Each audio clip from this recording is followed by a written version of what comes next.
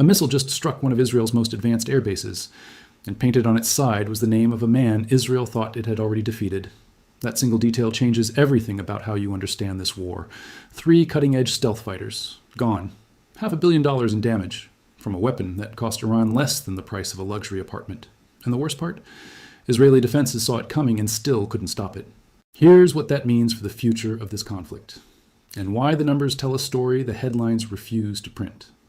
To understand the full weight of what just happened, you need to go back to September 2024. Israel carried out one of the most audacious targeted killings in modern military history. Hassan Nasrallah, the man who led Hezbollah for over 3 decades, was eliminated in a precision strike in Beirut. For Israel, it was a decisive blow, a strategic victory. The removal of a commander who had spent 30 years turning a militant group into a regional military force with more than 100,000 rockets. Iran watched, and Iran remembered. Because in the Islamic Republic, martyrdom isn't a tragedy, it's a tool.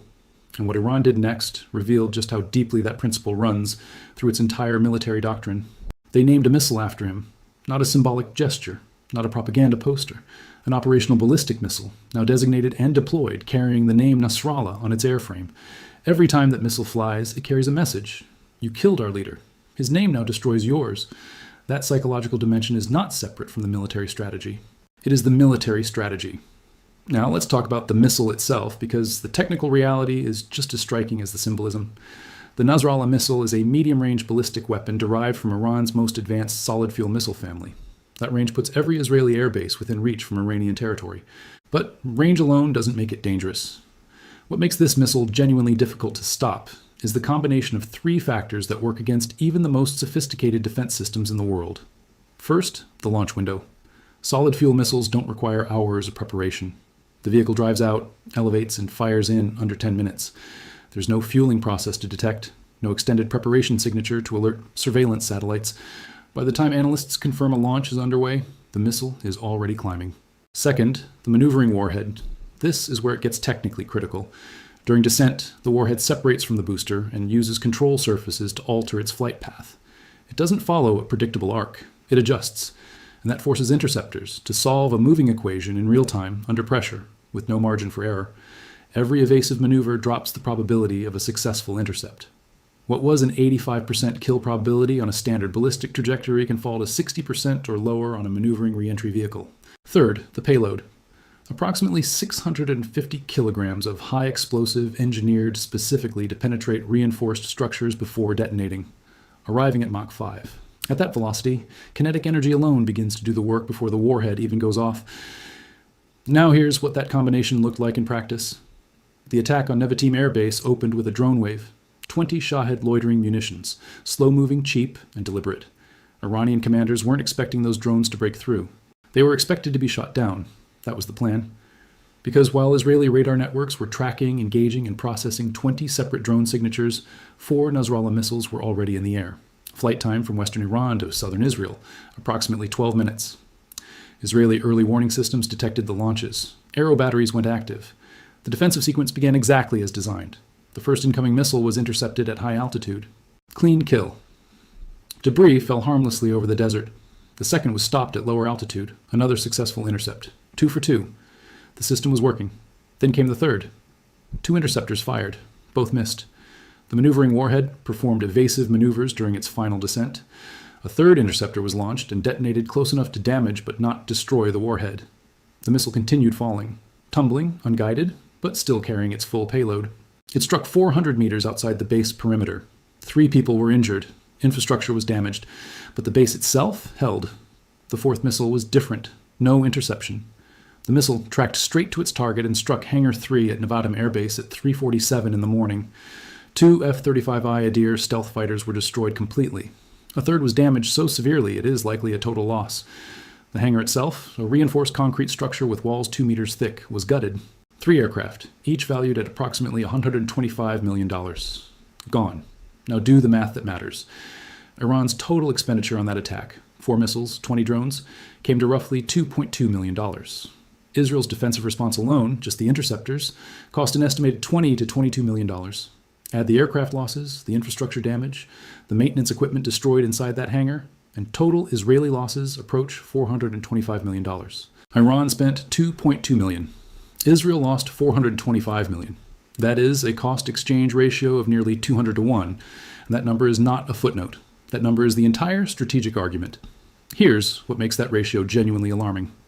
Israel's Arrow interceptor stockpile is estimated somewhere between 200 and 300 missiles.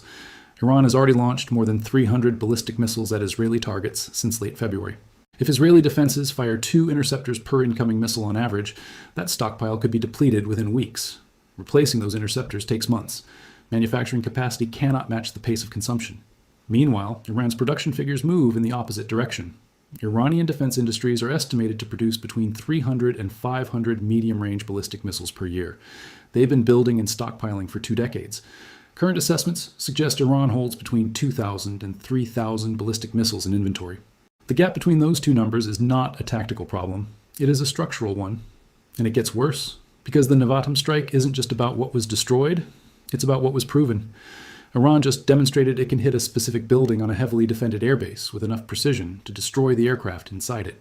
Nevatim is one of Israel's 3 primary fighter bases. It houses the F-35I Adir, the platform that underpins Israel's entire strategy for projecting power deep into hostile airspace. These are the jets that can penetrate modern air defenses and deliver precision strikes on hardened targets inside Iran. Israel purchased 50 of them. 3 are now gone in a single night. If Iran can hit Nevatim, it can hit Tel Nof, it can hit Hatzor, it can hit Ramat David. These bases host Israel's tanker aircraft, its airborne early warning systems, its entire air superiority infrastructure. If those installations become repeatedly targetable, Israel's ability to operate freely in the skies above the region begins to erode. And without air dominance, the military doctrine that has kept Israel strategically superior for decades begins to fracture. But the strike's implications don't stop at the airfield perimeter. Inside Iran, the narrative around this attack is being carefully constructed. State media spent hours showing the impact crater, the hangar wreckage, and most deliberately, the missile fragments with the name Nasrallah still visible.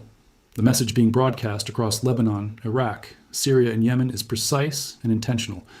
The martyr lives. His name strikes the enemy. Sacrifice is not the end of the fight. It is the beginning of it. For Israel, that psychological dimension cuts in the opposite direction.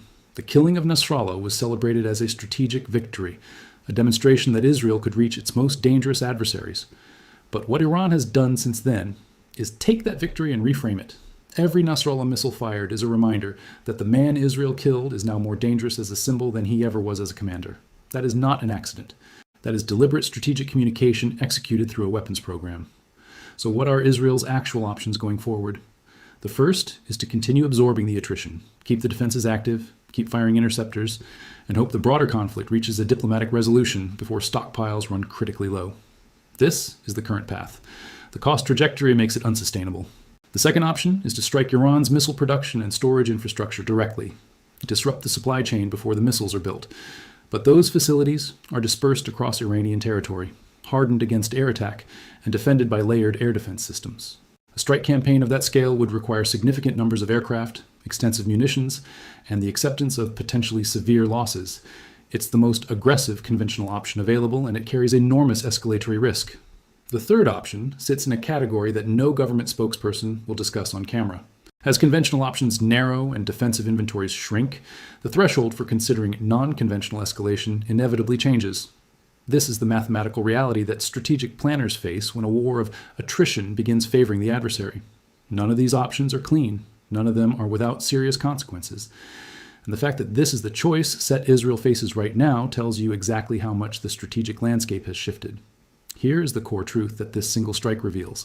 Iran designed this conflict specifically to neutralize Israeli technological advantages through volume, cost asymmetry, and psychological pressure. The goal isn't to win any single engagement. The goal is to make winning too expensive in money, in equipment, and in strategic confidence. Every Arrow interceptor fired depletes a finite inventory. Every F-35 lost reduces a platform that cannot be quickly replaced. Every missile fragment bearing Nasrallah's name builds a narrative of resistance that outlasts the man himself. 3 stealth fighters destroyed, $500 million erased, defensive stockpiles shrinking while Iranian production lines accelerate, and a missile named after the man Israel assassinated still reaching its target despite the most advanced air defense network in the region. This is not the war Israel's planners anticipated. This is the war Iran spent 20 years engineering. The battlefield isn't just military, it's economic, it's psychological, it's mathematical. And right now, the math is not moving in Israel's favor.